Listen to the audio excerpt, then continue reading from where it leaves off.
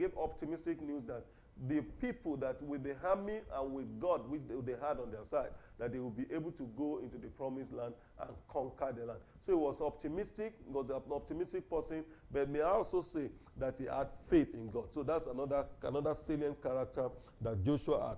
And number 4, he was a faithful follower of Moses. In Exodus chapter 33, verses 8 to 11, it was stated clearly there that even when Moses was going up Mount Sinai in order to receive the law, the 10 commandments, Moses was the one that followed him. It was only at the point at which Moses was going to meet with God personally, that was where he waited. And he waited as a good follower, as a loyal follower. He waited throughout, and when Moses came back, that was when they came back to the tent. So he was a follower. He was a follower. For you to be able to lead, you must be a good follower. Joshua had the character of a good follower. And number 5, he accompanied Moses to Mount Sinai and waited for him at the bottom of the mountain. So he did not desert. He is not a deserter. So we take that also as a strong character, as a salient character which Joshua exuded. Then number 6, he was humble. He was understudying Moses, and then in doing that, you had to be humble in order to understudy your leader. So he was one that understudied Moses.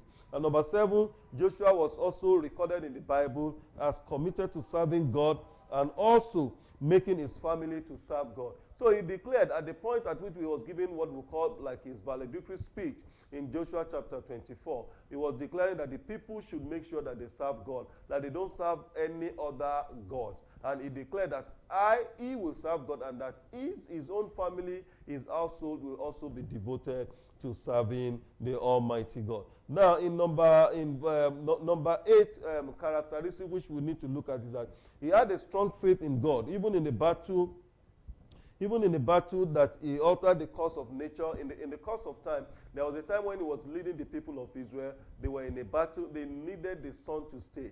They needed the weather to stay the way it was, the sun and the moon to stay. He believed God. He asked God, and God answered that prayer. That means he was a man of faith. He knew that there is nothing that God could not do, and he stood with God in order to make it happen. The fact that he had the faith and he went and asked and it happened shows that it's a good character. It's a good characteristic for a leader to have faith in the Almighty God. Then in his farewell message also, that's number 9 characteristic that I look at now, is that in his farewell message, he condemned idolatry in all its forms, and he told the people that they should desist from serving any other God. I pray that all our leaders will note this, and that all our followers will also be made to understand very, very clearly that idolatry is not a thing that they should indulge in any way at all, in the name of the Lord Jesus. And the last characteristic that we want to look at in terms of Joshua is that he took counsel from God before doing anything.